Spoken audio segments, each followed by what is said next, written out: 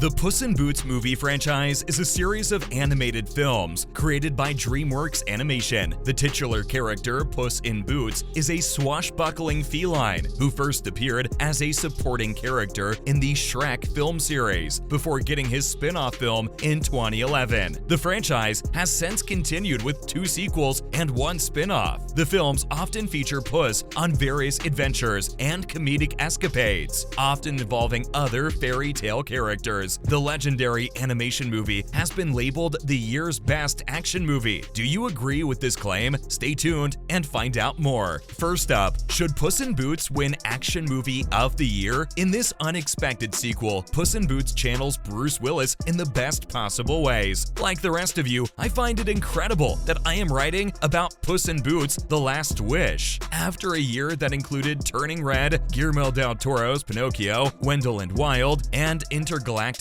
I've long since learned not to dismiss animation as a medium. Still, I'm less forgiving of what we might call kids' movies. The Lion King, Toy Story, and more recently, Frozen and Encanto are just a few examples of children's films that have a wide appeal to adults, but I've also had to sit through the likes of Minions. Given that Puss in Boots first appeared in Shrek, The Last Wish could be considered Shrek 6. Not a particularly interesting idea. Nevertheless, Puss in Boots: The Last Wish is not a Shrek or a kids movie. Instead, it's the year's top action film. So, which movies also compete with Puss in Boots? The Thor movie, Love and Thunder. What about Black Adam? Let's not forget The Gray Man, Ambulance. At first glance, Puss in Boots only looks like a joke. If you compare Puss's speed to that of Bullet Train, Prey, or Doctor Strange, you'll find that they all fall short. It exceeded my expectations. Simply put, I did not anticipate it would be so good. Maybe it's a stretch to call it the most intriguing use of animation in commercial filmmaking since Into the Spider-Verse, but I can't think of anything better to use as a counterpoint. In the same way that Spider-Man Into the Spider-Verse gave Miles his distinct personality by animating him on 2s or every other frame instead of every frame, Puss in Boots does the same thing by varying the animation speed of each character during action sequences. The animation is busy and colorful, but never without a point, making great use of visual metaphor and cutting to emphasize the tone of each scene. Animation is a major selling point for these kinds of films. The film Into the Spider-Verse is an excellent illustration of this trend. Spider-Verse is primarily praised for how wonderful it looks, despite having one of the most fascinating Spider-Man plots ever written and a collection of some of the best written supporting characters of any comic book adaptation ever. The excellent animation of a few select scenes is the main topic of debate for Puss in Boots, which is currently in theaters in the US and most of Europe, but hasn't yet opened in the UK. I'm not here to stop this celebration, but this is more than simply visually appealing moving pictures. Like I said before, this is a top-notch action flick. Up next, a review of the action sequence in Puss in Boots. If you take out the animation and tone down the magical parts, you'd have the kind of movie that Bruce Willis, the greatest action hero of all time, no questions asked at this point please, would have starred in back in the 1990s. We witness Puss battling with PTSD as he faces mortality. No, not faces death,